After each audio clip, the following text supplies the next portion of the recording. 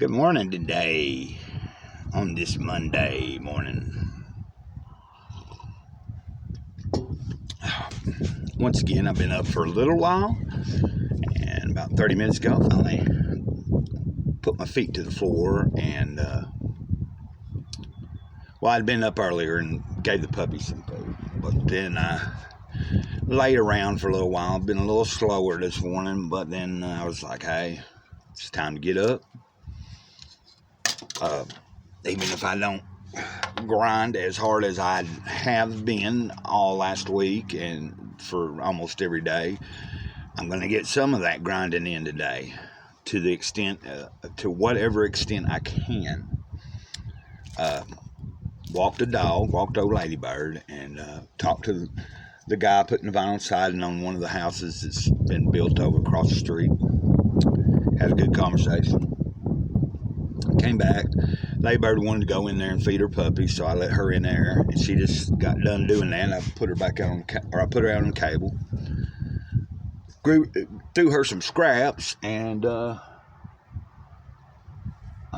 she was in there feeding the pups, I cleaned up a little bit of a mess. They didn't leave as much of a mess for me this morning, but from the time I put Ladybird in there to let them feed, and to the time she wanted to come back out of the room, one of them had pooped. So my next step after I get this video done and uploading will be to move the puppies outside and clean up what little bit of mess is in there, throw some stuff down on the floor, mop it a little bit, open the window, and then, in a little while, put the puppies back in there. I like to let them have some outside time a few times a day.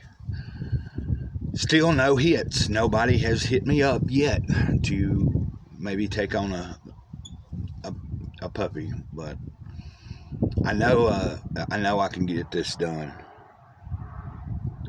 Anyway, Living a Life of Awareness by Don Miguel Ruiz Jr. Daily Meditations on the Toltec Path.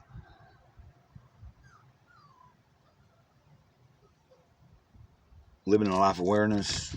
I think I said that already. I don't know. Today's Redefining Perfection. In the Toltec tradition, seeing life through the eyes of the judge is synonymous with defining perfection as something that is free from flaws. When we view life in this way, everything and everyone we see is subject to our judgments of how things could be perfect, including ourselves. This is how we impose conditional love on ourselves and others, as judgments are formed to punish and domesticate, imposing a condition for the worthiness of our acceptance and love. But a flaw only means that we think but a flaw only means what we think it is. Its meaning and interpretation are subject to an agreement. This is why there is such a deep truth in the statement, we are perfectly imperfect. You hear me say that quite often, or post it on social media. Practice. And that's where I got it from, was this guy's father termed that in one of the earlier books. I think it was the 4 Agreements, actually. But we are perfectly imperfect. That's the only thing we're perfect at, ain't it? Messing up? I don't know. So practice. With awareness, notice when you see life today through the eyes of the judge, you, I, and everyone else are perfect exactly the way we are at this moment. Awareness is the step to change. Yeah, I think so. Like, I'm kind of getting more of a deeper meaning and understanding of what that means. Meaning, with all my flaws and mishaps, that in this moment I'm in right now, I am perfect in this moment, including all the mistakes and flaws and anything that I might make or do in this moment. Forget about anything from behind and nothing in front of me, because whether you know it or not, you may have glimpses of your future, but it's not set in stone, because based on your choices and the way you live and move through your life will determine whether that future becomes real or not. And that's where I'm at. I'm working on making that vision be reality for me. Like I've said it in videos. I was shown 20 something years ago where I could be and where I am headed.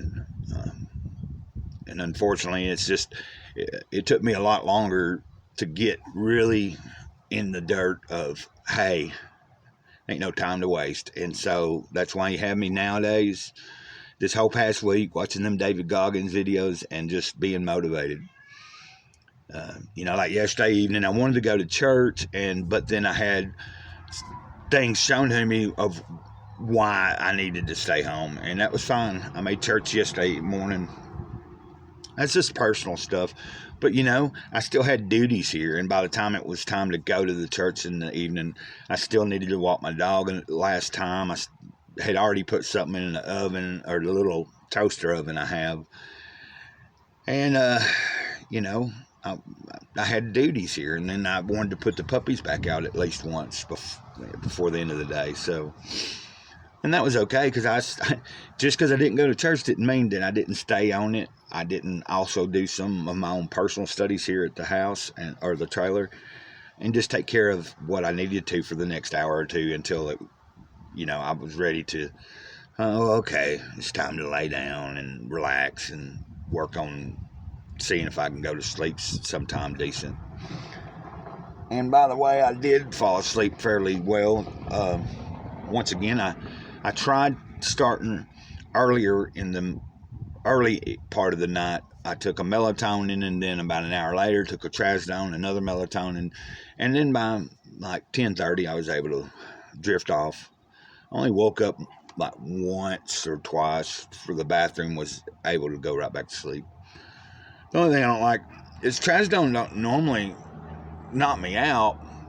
What I don't like about it is for me, if I take it too regular, like I've only started taking it again in the past 2 days, but if I take it like consistently, I easily build a tolerance, and it does nothing for me as far as sleeping wise. All it does is what sleep I do get, when I get up the next day, it's that much harder to motivate.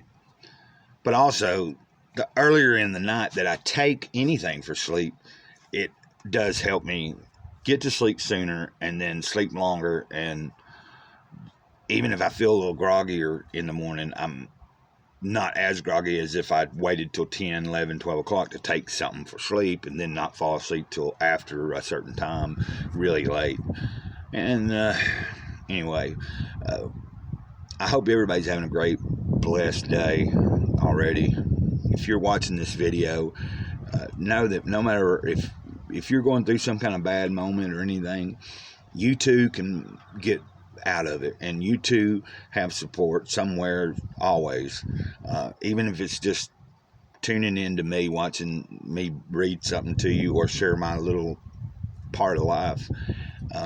But just know there is help out there. Like, if things are getting too bad, don't just rely on people's videos or social media people that you look up to or anything like that. If you feel you need like professional help, go check it out, get it. But I would suggest just become more active in your life. If you do have a relation with God, the divine, big kahuna, the source, and you might have not been doing as well at your communicating or listening, start practicing that. I think it'll help. It helps me. Every time I'm out of sync, it's because that's where it starts. That I've gotten out of sync of communicating consistently, daily, all through the day.